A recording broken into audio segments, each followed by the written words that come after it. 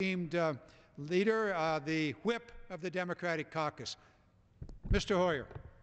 Mr. Garamendi, I thank you not only for your yielding, but more importantly for the extraordinary time you have invested in educating all of the members of this House on both sides of the aisle in what can truly be perceived, I think, as a absolutely nonpartisan, bipartisan, pro-American agenda that says we ought to make it in America.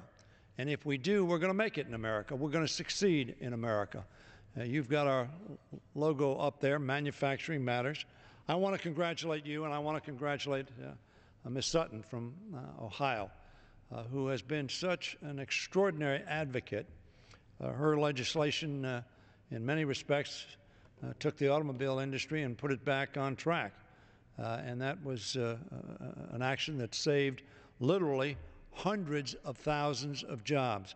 Thousands of jobs in the automobile industry, but all the jobs that are related to the automobile industry. And I congratulate Betty Sutton for the leadership she showed. And that legislation, of course, was passed in a bipartisan fashion. Not a partisan divide on that issue. Mr. Garamendi has been not only educating the members of this House and as the American public watches the proceedings in this House, educating them as well. I go all over America and talk to groups, and there is not a group that I've talked to, no matter how liberal, how conservative, whether it's a Democratic group, a nonpartisan group, anywhere in this country, and I've talked to a number of the heads of major corporations, and I've talked to a lot of heads of small corporations, 200, 300, 400 members.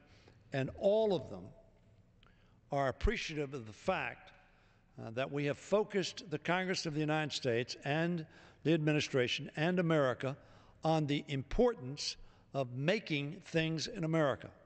And as Betty Sutton, as I walked on the floor, was talking about the kind of jobs that we create in manufacturing, which have on average a 22% higher salary, that middle income, middle class workers, working Americans can have the kind of quality of life that they deserve. And when you see Ford bringing jobs back to America, you see Whirlpool bringing jobs back to America, you see other corporations bringing jobs back to America. Why are they bringing them back to America? Because they are finding out that they get better quality and higher productivity. The gentleman from California mentioned the steel in the bridge that's being built. We make the best steel in America. I was visiting the president of U.S. Steel in Pittsburgh.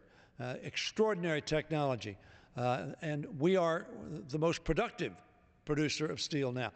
We frankly, in the 50s, sort of rested on our laurels. And then in the 60s and 70s, the Japanese, the Koreans, and others built new plants. And they overtook us in technology. But it wasn't because we couldn't compete. It was that we weren't competing. What Make It in America says is American workers can compete with anybody in the world. And we're prepared to do so. And this Congress hopefully is going to give them the incentives and the tools to do that. And so I wanted to come on the floor and join you, as I have in evenings past, to thank you, because I believe this agenda, if it's known to our Republican colleagues fully and our Democratic colleagues, but much more importantly, to the American people, it's an agenda that I have found has the support of 8 to 9 of every American who shake their head and said, yes, that's the deal. I don't mean that the 1 or 10% are against it. It's just that about 85% say, yes, that's what we need to do. America can compete. America can be, again, the center of manufacturing and growth and the creation of jobs. We know that we've lost some 8 million jobs over the last few years, 3 or 4 years. We know that Americans are struggling to find employment. Well, if we want to find employment for them, we need to create jobs for them. We need to focus on creating jobs.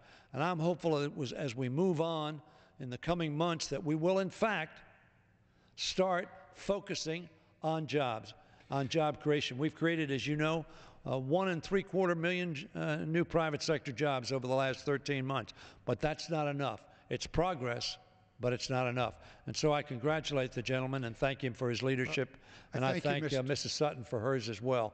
Two giants in focusing on an agenda that we call Make It in America. Well, your kind words are much appreciated, but you're very much a part of this. This logo itself and the theme, Make It in America, was one that you developed, and we appreciate that and value the leadership that you've put into this.